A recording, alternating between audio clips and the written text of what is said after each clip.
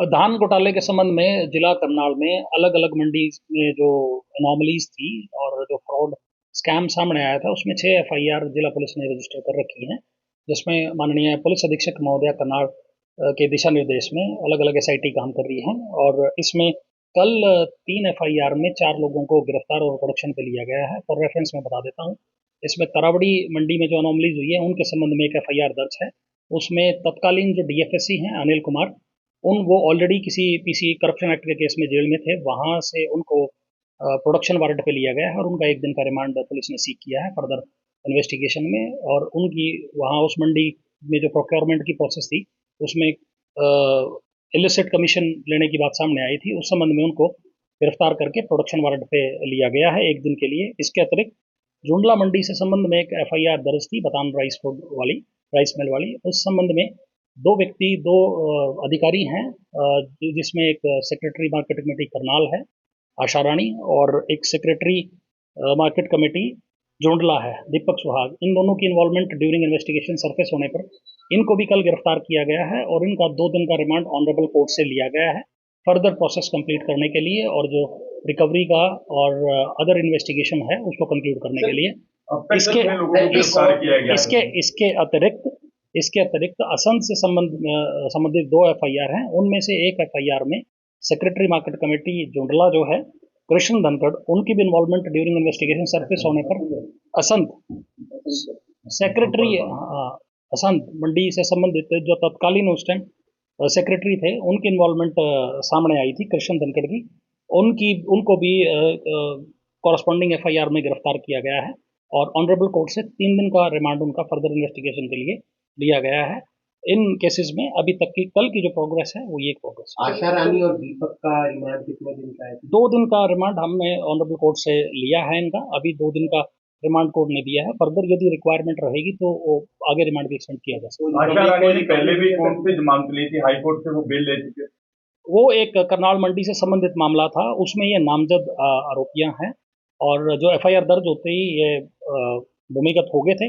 उसके संबंध में इन्होंने पहले ऑनरेबल कोर्ट जो हमारी स्थानीय जिला एवं सत्र न्यायालय वहाँ पे बेल एप्लीकेशंस लगाई थी, जिस पर माननीय अतिरिक्त जज साहब ने सुनवाई करते हुए बेल खारिज करी थी।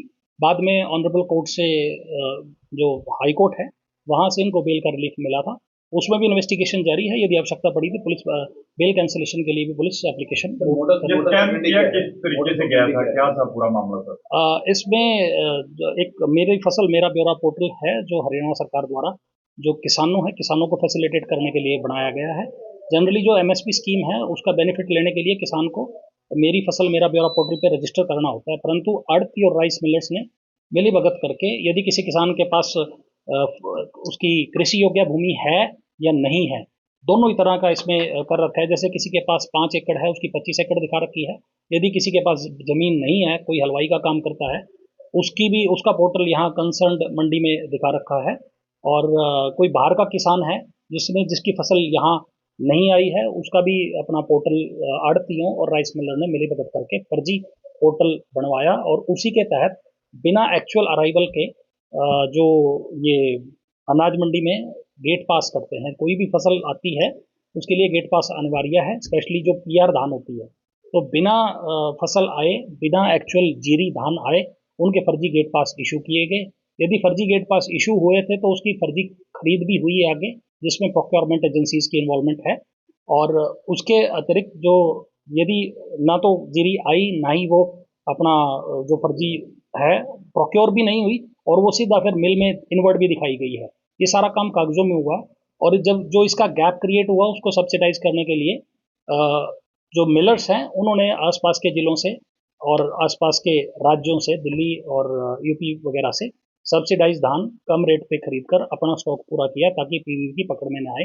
परंतु ये सारा स्कैम ड्यूरिंग इन्वेस्टिगेशन पुलिस ने टोटल इसको स्कैम को उजागर किया है और उसकी ड्यूरेशन में जो फर्जी गेट पास लोग काटते थे उनको भी गिरफ्तार किया है। उसके अतिरिक्त जो अधिकारी हैं जिनके इंस्टांस पे, चाहे वो मार्केट कमेटी हो या प्रोक्योरमेंट एजेंसीज के ऑफिशियल्स हों, उनकी इन्वॉल्वमेंट आने पर उनको भी गिरफ्तार किया है।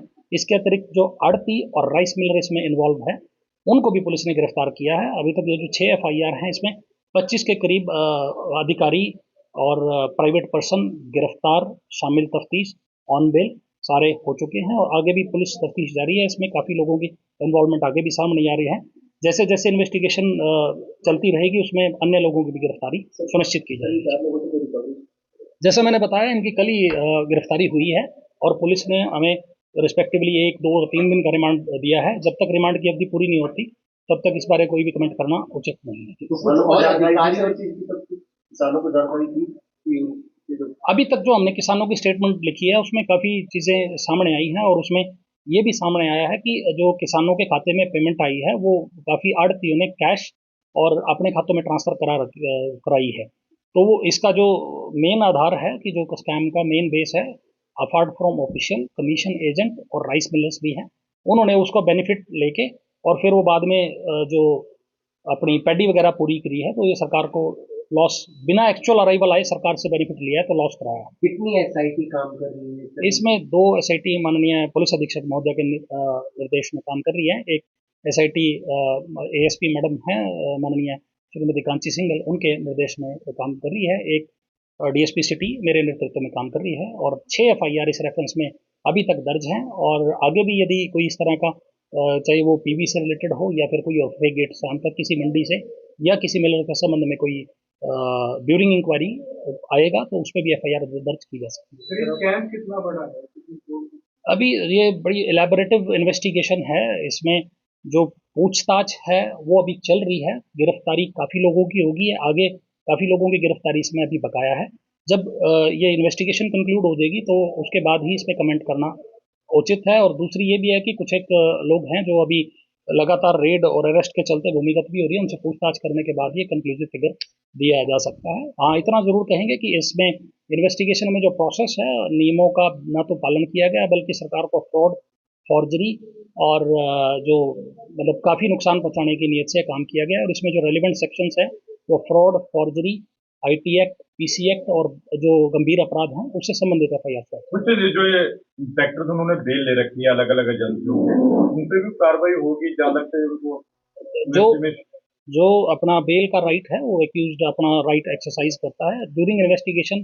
जैसे एक किसी और मुकदमे में इन्वॉल्वमेंट आती है तो पुलिस वहाँ भी इनको गिरफ्तार कर सकती है। और दूसरा ये है कि यदि इन्वेस्टिगेशन के दौरान और तथ्य आते हैं तो पुलिस बेल कैंसिलेशन के लिए भी प्रोसीड कर सकती है। इन्वेस्टिगेशन को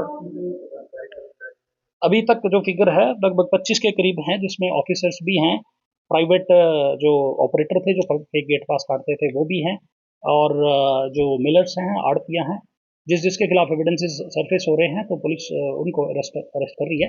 आगे की भी इस तरह की गिरफ्तारी होने की जो है जो जिनकी टेंडेंसी है वो गिरफ्तारी सुनिश्चित की जाएगी।